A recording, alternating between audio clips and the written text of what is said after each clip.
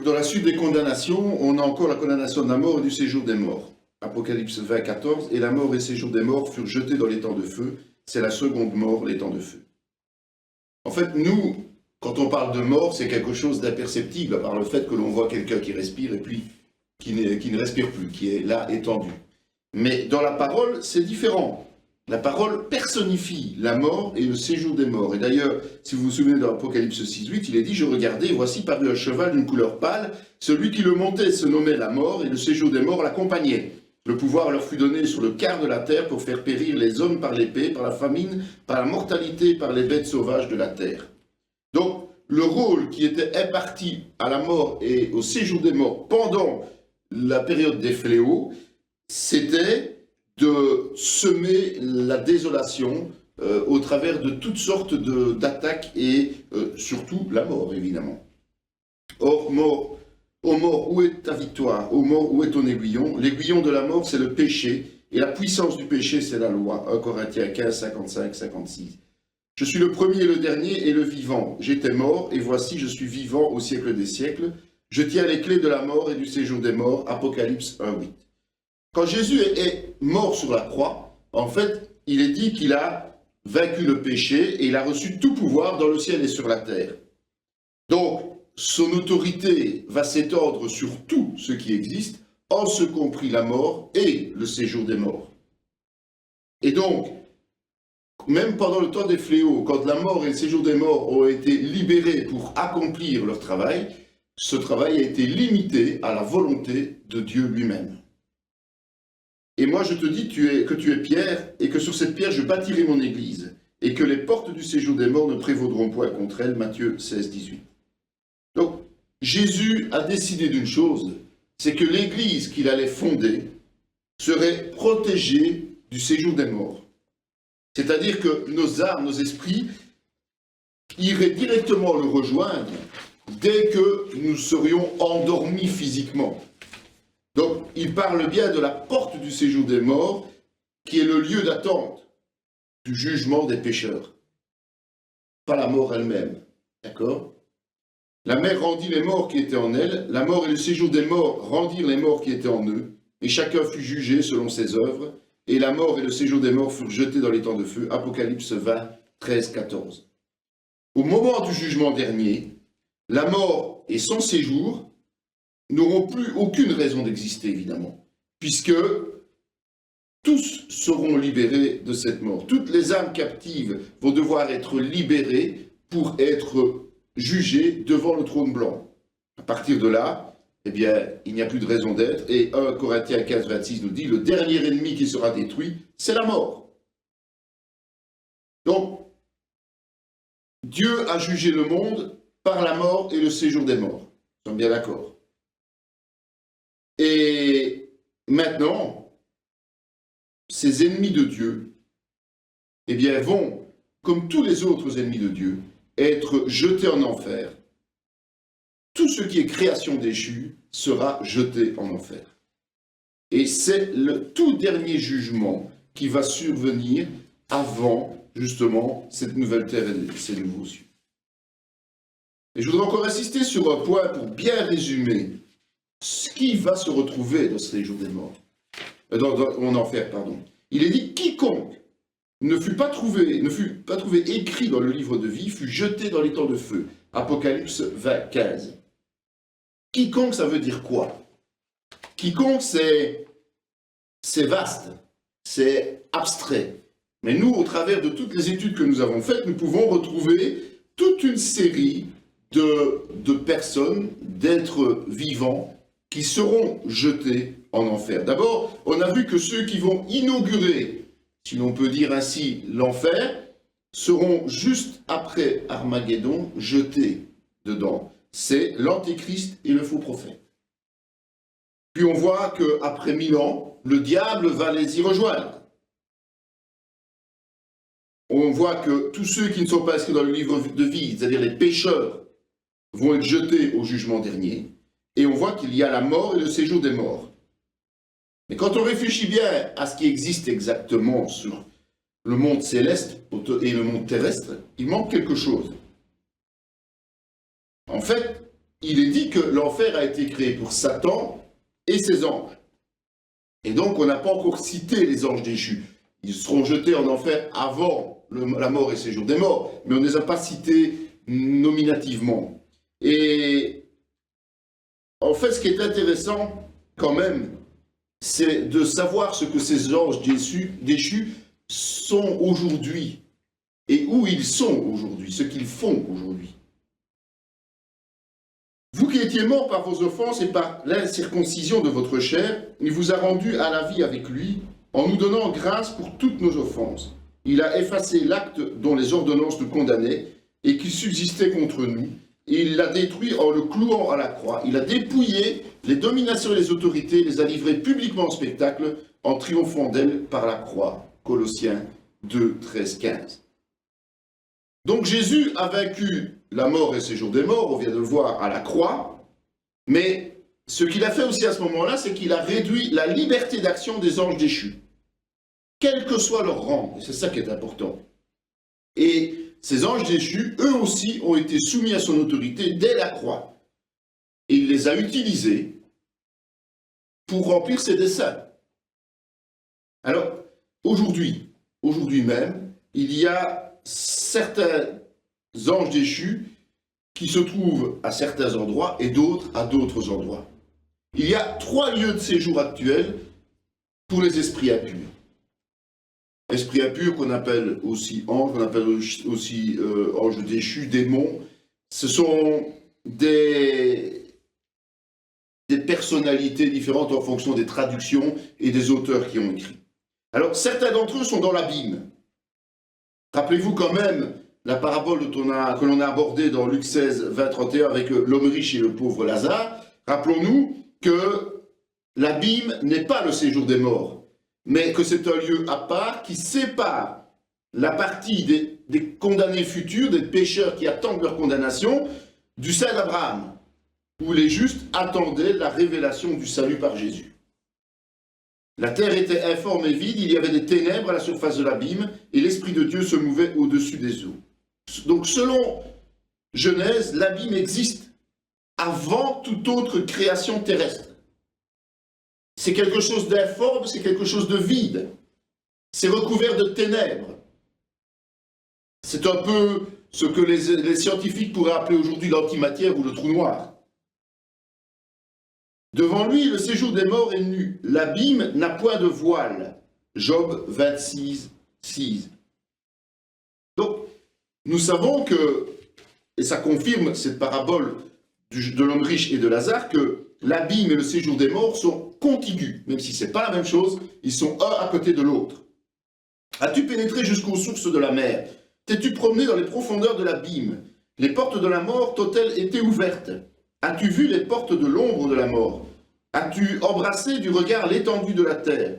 Parle si tu sais toutes ces choses. As-tu embrassé du regard, je répète, je suis désolé, Job 38, 16, 18. Donc, l'abîme est envahi par le mal, les ténèbres. Mais Dieu, lui, et Dieu seul, le connaît, comme tout le reste, puisqu'il est omniscient. Christ aussi a souffert une fois pour les péchés, lui juste pour des injustes, afin de vous amener à Dieu, ayant été mis à mort quant à la chair, mais ayant été rendu vivant quant à l'esprit, dans lequel aussi il est allé prêcher aux esprits en prison, qui autrefois avaient été incrédules lorsque la patience de Dieu se prolongeait au jour de Noé, pendant la construction de l'arche, dans laquelle un petit nombre de personnes, c'est-à-dire 8, furent sauvées à travers l'eau. 1 Pierre 3, 18, 20. Jésus y est descendu entre sa mort et sa résurrection, tout comme dans le sein d'Abraham. Mais cette fois, qu'est-ce qu'il a fait, Jésus? Il a attesté la condamnation définitive des occupants, suite à sa victoire sur la croix. Tu nous as fait éprouver bien des détresses et des malheurs, mais tu nous redonneras la vie, tu nous feras remonter les abîmes de la terre. Ce qui différencie principalement l'abîme du séjour des morts, c'est qu'il est possible d'en revenir. On peut revenir de l'abîme, qu'on ne peut pas revenir du séjour des morts. 3 fois j'ai été battu de verge, 1 fois j'ai été lapidé, 3 fois j'ai fait naufrage, j'ai passé 1 jour et 1 nuit dans l'abîme. Le mot abîme en grec utilisé ici s'appelle buté, profondeur. Du fond de l'abîme, je t'invoque, ô Éternel, psaume 131. En fait, il faut bien comprendre qu'il y a l'abîme, on va dire, plus ou moins physique, et l'abîme spirituel. Et qu'il arrive aux chrétiens de séjourner, aux croyants, de séjourner de temps à autre dans l'abîme. Spirituellement à ce moment-là, pas physiquement. D'accord ? Il ne faut pas confondre. Les esprits impurs sont physiquement dans l'abîme, le chrétien peut être spirituellement dans l'abîme. Ça veut dire que l'abîme, c'est toutes les épreuves que nous subissons. Et parfois, on a l'impression de ne pas voir le bout du tunnel. Et c'est Dieu qui nous fait sortir de l'abîme. Mais pour pouvoir sortir de l'abîme, il faut lui demander pour recevoir son autorisation. Il priait instamment Jésus de ne pas leur ordonner d'aller dans l'abîme. Là, l'abîme est traduit par abyssos, c'est-à-dire sans fond. Luc 8, 31. Les démons, eux, peuvent se retrouver dans l'abîme de manière physique. Ne pas confondre les deux, ce sont des traductions identiques, mais des mots différents et des situations différentes. Et donc, ils peuvent s'y retrouver de manière physique, pas charnelle, puisqu'ils n'ont pas de corps. D'accord ?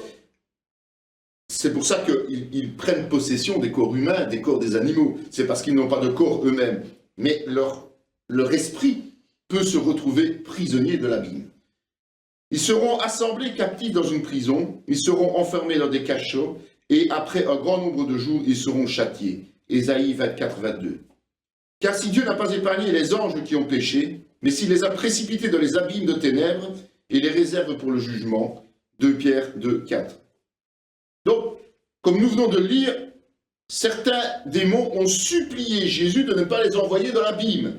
Ils ont préféré entrer dans ce qu'on appelle les animaux impurs, c'est-à-dire les porcs. Impurs selon la loi de Dieu, évidemment.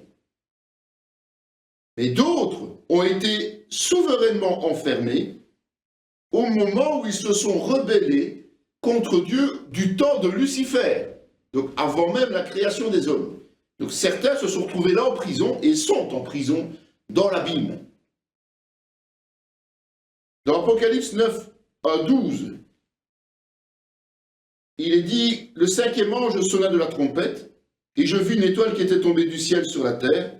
La clé du puits de l'abîme lui fut donnée, et elle ouvrit le puits de l'abîme. Rappelez-vous, on a lu ce passage-là, on l'a étudié, ça fait partie des fléaux. Donc je ne vais pas relire tout le passage. Mais en tout cas, on voit que certains des prisonniers de l'abîme, c'est-à-dire certains de ces esprits impurs, à un moment donné, peuvent être relâchés. C'est pour ça que je dis qu'on peut ressortir de l'abîme. Et ils sont relâchés, pourquoi ? Parce qu'ils vont accomplir un travail pendant la tribulation. Et ce travail fait partie des condamnations que Dieu fait tomber sur la terre et les hommes. Puis je vis descendre du ciel un ange qui avait la clé de l'abîme, une grande chaîne dans sa main. Il saisit le dragon, le serpent ancien, qui est le diable et Satan, et le lia pour 1000 ans. Rappelez-vous aussi Apocalypse 21, 2. Donc, le diable, lui, va avoir un traitement particulier. Parce qu'il va d'abord être chassé du ciel à la moitié de la tribulation, environ, puis il va être enfermé dans l'abîme pendant 1000 ans, avant d'être relâché pour peu de temps, et pour finir en enfer dans sa condamnation. Mais il ne faut pas oublier aussi que pendant ce temps-là, alors qu'il y en a qui sont dans l'abîme et que certains ressortiront de cet abîme, eh bien, certains sont sur terre. Et il lui demanda, quel est ton nom ? Légion est mon nom, lui répondit-il, car nous sommes plusieurs. Il le prie instamment de ne pas les envoyer hors du pays. Il y avait là, vers la montagne, un grand troupeau de pourceaux qui paissaient, et les démons le prièrent, disant, envoie-nous dans ces pourceaux, afin que nous entrions en eux. Il le leur permit. Et les esprits impurs sortirent, entrèrent dans les pourceaux, le troupeau se précipita des pentes escarpées dans la mer. Il y en avait environ 2000, et ils se noyèrent dans la mer. Ceux qui les faisaient paître s'enfuirent et répandirent la nouvelle dans la ville et dans les campagnes. Les gens allèrent voir ce qui était arrivé. Ils vinrent auprès de Jésus, et ils virent le démoniaque, celui qui avait eu la légion, assis, vêtu et dans son bon sens. Et ils furent saisis de frayeur. Ceux qui avaient vu ce qui s'était passé leur racontèrent ce qui était arrivé au démoniaque et au pourceau. Marc 5, 9, 16. Donc, certains anges déchus sont enfermés provisoirement dans l'abîme, mais d'autres ont une certaine liberté sur terre. Et ils n'hésitent pas à prendre possession dans les corps d'hommes ou d'animaux, parce qu'ils sont esprits impurs sans chair. Guérissez les malades, ressuscitez les morts, purifiez les lépreux, chassez les démons. Vous avez reçu gratuitement, donné gratuitement. Matthieu 10, 18. Donc chacun d'entre nous, chaque chrétien a reçu un mandat, le mandat de chasser les démons de manière désintéressée. Lorsque l'esprit impur est sorti d'un homme, il va par des lieux arides, cherchant du repos, et il n'en trouve point. Alors il dit, je retournerai dans ma maison d'où je suis sorti. Et quand il arrive, il la trouve vide, balayée et ornée. Il s'en va et il prend avec lui 7 autres esprits plus méchants que lui. Ils entrent dans la maison, s'y établissent, et la dernière condition de cet homme est pire que la première. Il en sera de même pour cette génération méchante. Matthieu 12, 43, 45. Donc, Dieu a mis une condition pour qu'un esprit impur puisse avoir accès à l'homme. C'est le péché. Ils s'en prennent, ces anges déchus, aux pécheurs non convertis, mais aussi, et ça c'est important, aux chrétiens qui quelque part oublient de se laisser remplir par le Saint-Esprit, en continuant tout simplement à vivre de manière charnelle. Donc, un chrétien peut être habité par un esprit impur s'il n'a pas pris la précaution de laisser l'esprit prendre la place qui est libre par sa conversion. Car j'ai l'assurance que ni la mort, ni la vie, ni les anges, ni les dominations, ni les choses présentes, ni les choses à venir, ni les puissances, ni la hauteur, ni la profondeur, ni aucune créature ne pourra nous séparer de l'amour de Dieu manifesté en Jésus-Christ notre Seigneur. Donc celui qui marche fidèlement en Christ, eh bien, va automatiquement les éloigner de façon formelle de sa propre vie. Et donc, puisqu'il les a éloignés de sa propre vie, il peut en plus les chasser avec l'autorité de Christ. Et puis le troisième lieu, c'est qu'il y en a dans les cieux. À moi, qui suis le moindre de tous les saints, cette grâce a été accordée d'annoncer aux païens les richesses incompréhensibles de Christ et de mettre en lumière quelle est la dispensation du mystère caché de tout temps en Dieu, qui a créé toutes choses, afin que les dominations et les autorités dans les lieux célestes connaissent aujourd'hui par l'Église la sagesse infiniment variée de Dieu, Éphésiens 3, 8, 10. Car en lui ont été créées toutes les choses qui sont dans les cieux et sur la terre, les visibles et les invisibles, trône, dignité, domination, autorité, tout a été créé par lui et pour lui. Colossiens 1, 16. Donc, dans les lieux célestes réside toute une série de créatures qui ont plus ou moins des responsabilités. Et on parle dans ces créatures de domination et d'autorité.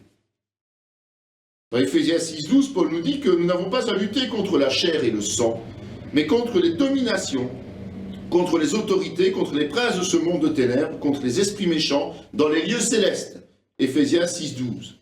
Donc, toutes ces créatures ne font pas évidemment partie du clan des gentils, c'est-à-dire des anges fidèles.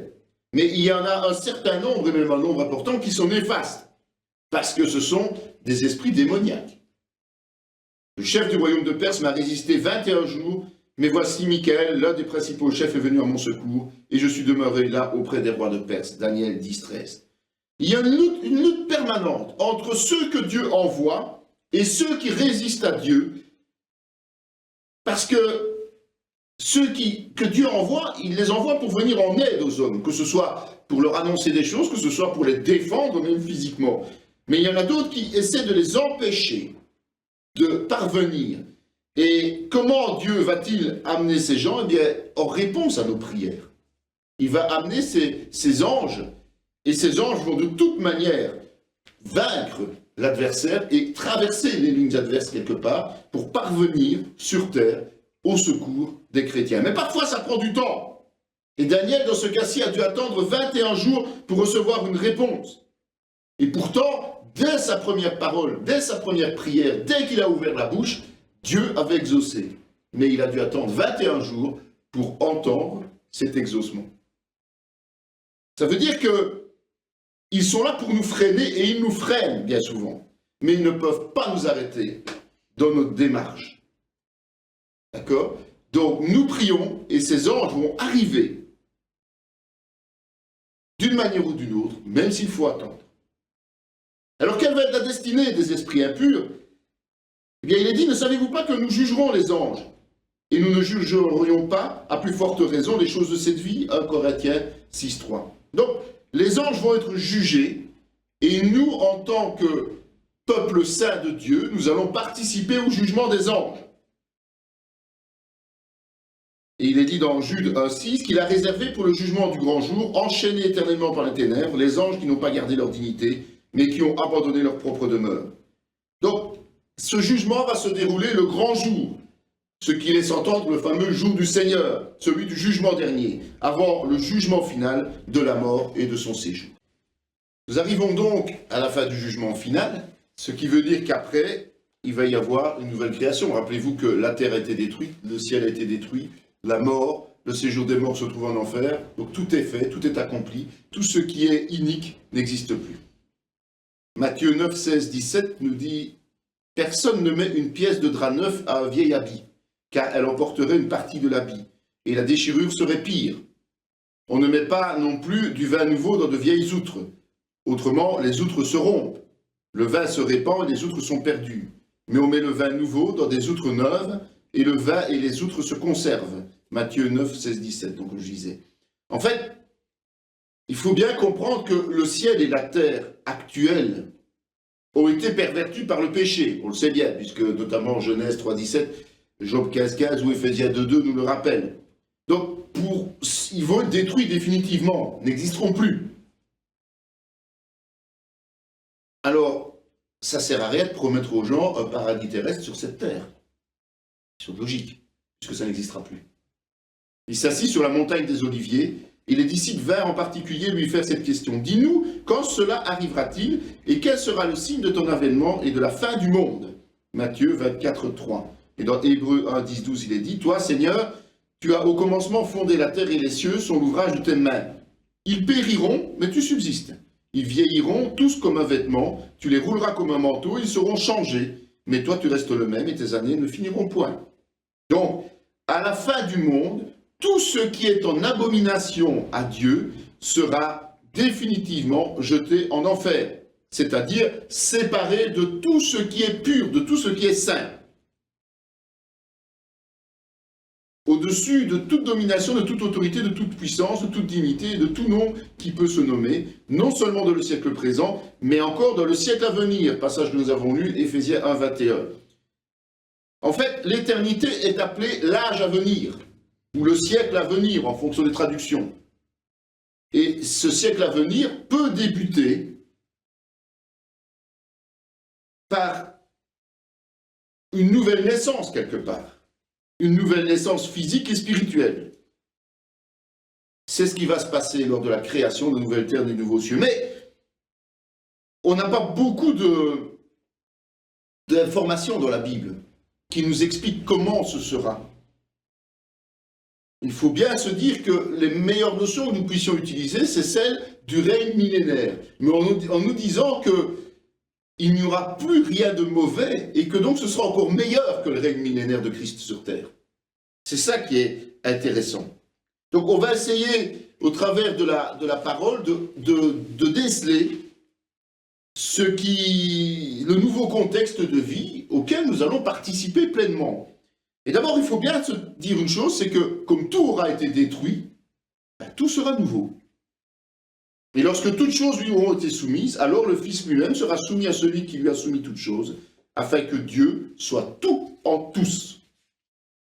Donc, tout sera soumis à Christ. Et le Père va reprendre la souveraineté sur toute la création et le Fils, c'est-à-dire l'ordre normal de la Trinité. Car comme les nouveaux cieux et la nouvelle terre que je vais créer subsisteront devant moi, dit l'Éternel, ainsi subsisteront votre postérité et votre nom. Ésaïe 66, 22. Et ainsi nous serons toujours avec le Seigneur. 1 Thessaloniciens 4, 17.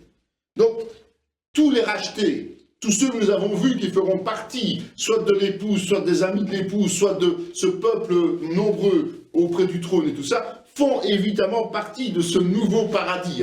Ce n'est pas limité à des nouvelles créatures, non. Ce sont les créatures renouvelées, nettoyées, purifiées, que nous serons et que tous ceux qui sont décrits dans la Bible seront.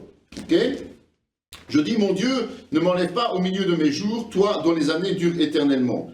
Tu as anciennement fondé la terre et les cieux sont l'ouvrage de tes mains.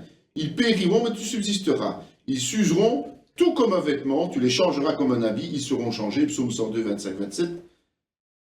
Puis je vis, on a eu Hébreux 1, 10, 12 que l'on a déjà lu, et puis je vis un nouveau ciel et une nouvelle terre, car le premier ciel et la première terre avaient disparu, et la mer n'était plus. Apocalypse 21, 1.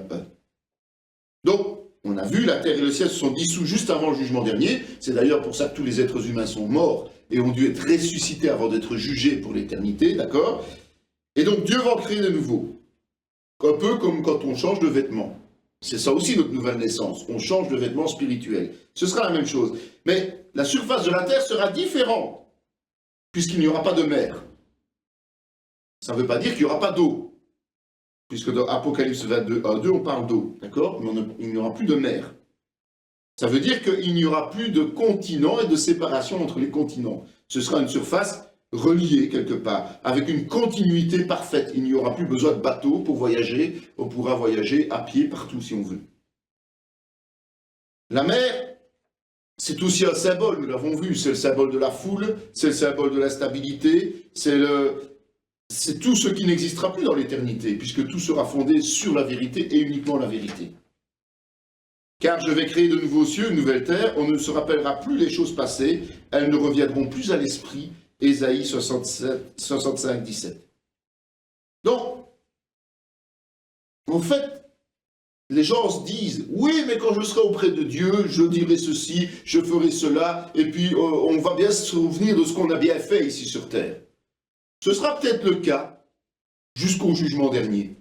Mais une fois qu'il y aura la nouvelle création, en tout cas, nous n'aurons plus aucun souvenir de ce qui s'était passé précédemment. Nous n'aurons plus aucun souvenir de notre vie sur terre et de toute l'iniquité qui pouvait y exister, de toute l'abomination qui pouvait y être. Pourquoi? Parce que l'être humain, même s'il est régénéré, vous le savez, est capable de retomber dans ses travers. Et comme la souillure ne peut plus exister dans la nouvelle terre, sur la nouvelle terre et les nouveaux cieux, eh bien, tout ce qui est passé et qui est mauvais ne peut plus exister. C'est un peu comme le même principe de l'arbre de la connaissance du bien et du mal, auquel Adam et Ève n'avaient pas accès, tout simplement. Nous n'aurons plus accès au mal, même en pensée. Mais nous attendons, selon sa promesse, de nouveaux cieux et de nouvelles terres, où la justice habitera. 2 Pierre 3, 13. Donc, ça veut dire que seule la justice de Dieu va exister, comme dans le jardin d'Éden au début. Alors le roi régnera selon la justice et les princes gouverneront avec droiture. Ésaïe 32, 1. Le ciel et la terre passeront, mais mes paroles ne passeront point. Luc 21, 33. Donc, on va voir que la justice de Dieu nous est révélée dans la parole depuis le début, depuis que Dieu existe et Dieu a créé, il l'a inscrit dans le cœur des gens, nous l'avons vu. Il l'a transmis au travers de ses prophètes, de sa loi, il l'a transmis au travers des apôtres et de tous ceux qui ont écrit la parole de Dieu, et puis il va l'imposer pendant le millénium. Il est dit qu'il régnera avec la verge de fer et que nous régnerons avec lui. Mais dans l'éternité, ce sera différent. Ce sera une liberté et une justice qui seront consenties librement par chacun d'entre nous et qui sera vécue librement, sans qu'il n'y ait plus aucune déviance, plus aucun besoin d'intervention de Dieu pour nous ramener dans les voies. Le deuxième point important, c'est ce qu'on appelle la Nouvelle Jérusalem. Et je vis descendre du ciel d'auprès de Dieu la ville sainte, la Nouvelle Jérusalem, préparée comme une épouse qui s'est parée pour son époux. Apocalypse 21, 2. On a vu qu'à la fin des temps sur terre, il y aura 2 capitales qui vont se succéder. Donc d'abord Babylone, en tant que siège mondial du péché, de l'iniquité, durant la tribulation. Et puis Jérusalem, où le trône de Christ sera dressé pendant le millénium. D'accord? Ça, c'est ce que nous avons vu. Malheureuse, battue de la tempête et que nul ne console, voici, je garnirai tes pierres d'antimoine et je te donnerai des fondements de saphir. Je ferai tes créneaux de rubis, tes portes d'escarbouche et toute ton enceinte de pierres précieuses. Tous tes fils seront disciples de l'Éternel et grande sera la prospérité de tes fils. Ésaïe 54, 11, 13. Donc, Ésaïe a déjà visualisé ce que sera la Jérusalem de l'éternité. Alors, on a différents indices dans la Bible nous expliquant ce qu'est la Nouvelle Jérusalem. C'est une cité céleste, évidemment. Et elle ne sera pas la même que la Jérusalem actuelle et même que la Jérusalem du millénium. Et on a plusieurs façons de la définir dans la parole de Dieu. D'abord, on appelle la Jérusalem d'en haut. Dans Galates 4, 24, 26, il est dit « Ces choses sont allégoriques, car ces femmes sont deux alliances. L'une du mont Sinaï, enfantant pour la servitude, c'est Agar, car Agar, c'est le mont Sinaï en Arabie, et elle correspond à la Jérusalem actuelle, qui est dans la servitude avec ses enfants. Mais la Jérusalem d'en haut est libre, c'est notre mère. Donc la Jérusalem qui descend du ciel n'est accessible et ne sera accessible que par la foi, car c'est elle seule qui rend libre de tout péché. Je vous rappelle que la loi a été établie pour nous faire comprendre que nous sommes incapables de marcher dans les voies de Dieu par nos propres forces. La loi est donc quelque chose de terrestre et non pas de céleste. On l'appelle aussi la cité au solide fondement, car il attendait la cité qui est de solide fondement, celle dont Dieu est l'architecte et le constructeur. Hébreux 11, 10. Pour que la cité soit indestructible, les fondements doivent être Christ. Comme pour l'Église, puisqu'il est dit, pour l'Église, on l'a vu, que les portes du séjour des morts ne peuvent pas prévaloir contre elle. Et dans ce passage-là, l'auteur de l'Épître aux Hébreux insiste sur la foi d'Abraham qui lui permettait d'attendre la cité, la ville parfaite, conçue et bâtie par Dieu même, cette fameuse Jérusalem qui descendra du ciel. On appelle cela aussi la Jérusalem céleste. Mais vous vous êtes approchés de la montagne de Sion, de la cité du Dieu vivant, la Jérusalem céleste, des myriades qui forment le cœur des anges, de l'assemblée des premiers-nés inscrits dans les cieux, du juge qui est le Dieu de tous, des esprits des justes parvenus à la perfection, de Jésus qui est le médiateur de la nouvelle alliance, et du sang de l'aspersion qui parle mieux que celui d'Abel. Hébreux 12, 22, 24. Donc quand on accepte Jésus dans notre cœur, on devient, vous le savez, citoyen du royaume des cieux, citoyen du ciel. Et donc, nous sommes susceptibles d'accéder un jour à la Jérusalem qui est établie aujourd'hui dans les cieux. Donc elle est établie dans les cieux et elle descendra sur cette nouvelle terre qui sera créée par Dieu. Elle est aussi appelée évidemment de ce fait-là la cité de Dieu, là où il habite dès maintenant. Donc le trône de Dieu se trouve déjà dans la Jérusalem céleste qui descendra sur la nouvelle terre. Et on parle aussi de la ville de mon Dieu. Celui qui vaincra, je ferai de lui une colonne dans le temple de mon Dieu. Il n'en sortira plus. J'écrirai sur lui le nom de mon Dieu et le nom de la ville de mon Dieu, de la nouvelle Jérusalem qui descend du ciel d'auprès de mon Dieu et de mon nom nouveau. Apocalypse 3, 12. Donc, la Jérusalem dont on parle est bien la ville de Dieu et elle se trouve là où il est aujourd'hui. C'est la cité à venir, car nous n'avons point ici-bas de cité permanente, mais nous cherchons celle qui est à venir, Hébreux 13, 14. N'oublions pas que le chrétien est un passager temporaire sur cette terre, et que sa seule espérance, en fait, s'inscrit dans la cité à venir, c'est-à-dire celle que Dieu a promise à ceux qui croient. Et puis, ce qui est un peu étonnant dans Apocalypse 21, verset 3 et verset 9, c'est qu'il est dit « Je vis descendre du ciel d'auprès de Dieu la ville sainte, la nouvelle Jérusalem, préparée comme une épouse qui est parée pour son époux. Puis un des 7 anges qui tenait les 7 coupes remplies des 7 derniers fléaux vint, il m'adressa la parole en disant « Viens, je te montrerai l'épouse, la femme de l'agneau. » En fait, c'est un des 7 anges qui était chargé au départ d'exécuter les fléaux de Dieu pendant la tribulation, qui maintenant va dévoiler à Jean la nouvelle Jérusalem. Et on dit qu'elle est parée comme une épouse pour son époux, et on l'appelle même la femme de l'agneau. Or, on a vu que c'est l'Église qui s'est mariée avec Jésus pendant la tribulation. Plusieurs passages qui le disent. Alors, qu'est-ce que cette parole veut dire? Eh bien, on peut retrouver la trace de ça dans Ésaïe de nouveau, un prophète qui a quand même eu énormément de révélations sur la fin des temps.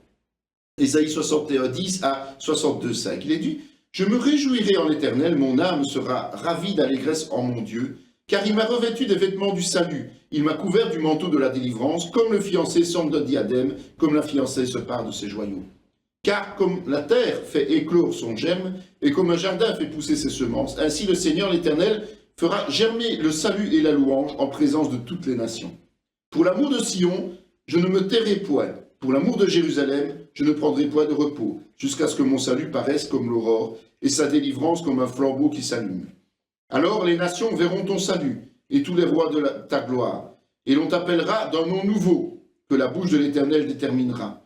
Tu seras une couronne éclatante dans la main de l'Éternel, un turban royal dans la main de ton Dieu.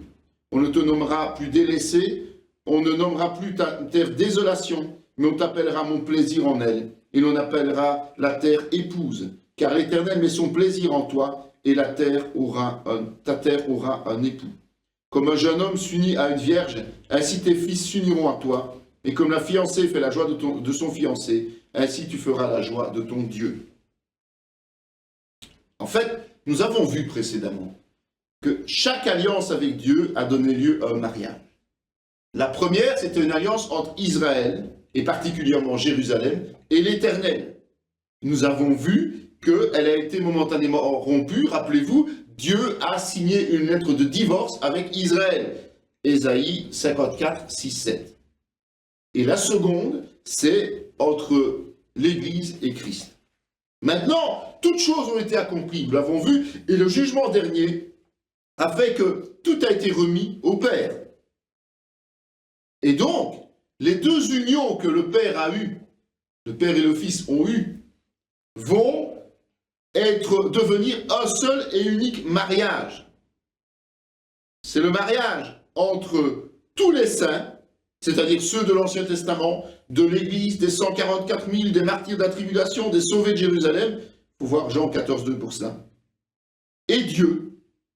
Et ce mariage va être symbolisé par la Nouvelle Jérusalem, le lieu de résidence du nouveau couple éternel. Dieu, on a vu, sera alors tout en tous, 1 Corinthiens 15, 28. Donc, comprenons-le bien, ce n'est jamais que la restauration des deux alliances de Dieu en un seul peuple. C'est là que l'on peut dire que et Israël et l'Église ne feront plus qu'un avec Dieu.